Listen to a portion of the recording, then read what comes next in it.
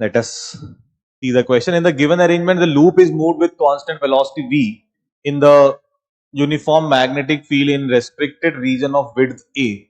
The time for which EMF is induced in the circuit is. तो अब इसमें भी अपने को जो बेसिक कॉन्सेप्ट इस्तेमाल करना है कि भाई जो E इंड्यूस होगा वो कितना होगा d phi by d t, यानी कि जब तक फ्लक्स में चेंज होता रहेगा तब तक ई इंड्यूस होता रहेगा, जब फ्लक्स कांस्टेंट हो जाएगा तब ईएमएफ भी इंड्यूस होना बंद हो जाएगा।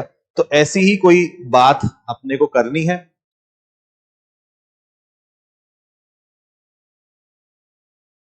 चलिए बी ग्रेटर देन ए है तो अपन देखते हैं कि मेरे पास ये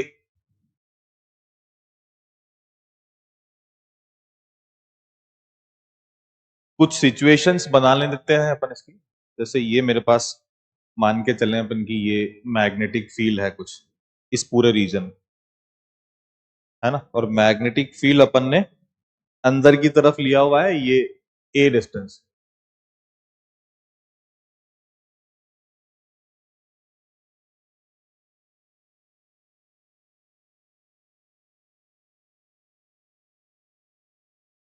अब वो जब मैग्नेटिक फील्ड कब से इंड्यूस होना स्टार्ट होगा, जब वो एंटर करना शुरू करे।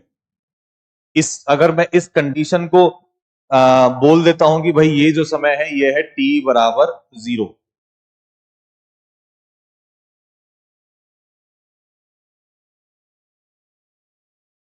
तो इसके बाद से ही तो फ्लक्स में चेंज आना शुरू होगा। तो देखते हैं फिर क्या हो रहा होगा। तो ये जब ये यहां आ गया थोड़े टाइम बाद, तो अभी क्या हो रहा है, फ्लक्स में चेंज आता जा रहा है, फ्लक्स इंक्रीज हो रहा है, तो मतलब ई इंड्यूस भी आ रहा होगा कुछ ना कुछ।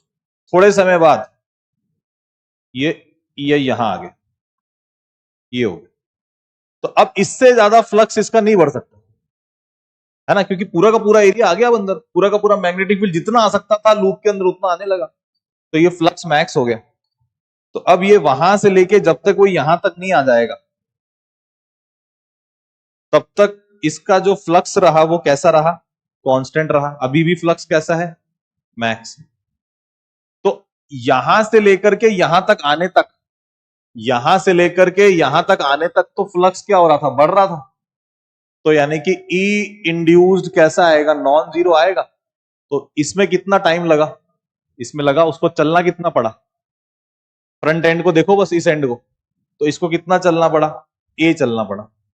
तो डिस्टेंस अपॉन स्पीड।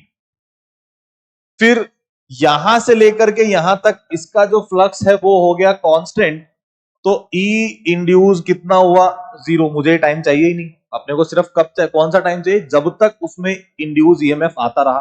तो इस ड्यूरेशन में तो कोई इंड्यूस ईएमएफ नहीं है। फिर आना बंद कब हो जाएगा, अभी इसके बाद फ्लक्स घटना शुरू हो गया है ना, ये यहां के बाद क्या हो गया, फ्लक्स घट रहा है। और कब तक घटता रहेगा, जब तक ये लूप पूरा का पूरा जो है बाहर नहीं निकल जाता है ना। तो ये यहां से लेकर के यहां तक में फ्लक्स घट रहा है, फ्लक्स चेंज हो रहा है, इसका मतलब ई इंड्यूस कैसा हो गया, नॉन जीरो।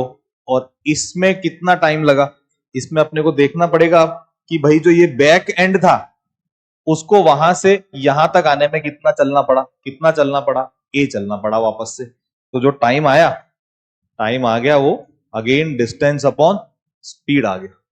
तो टोटल टाइम कितना आ गया, फिर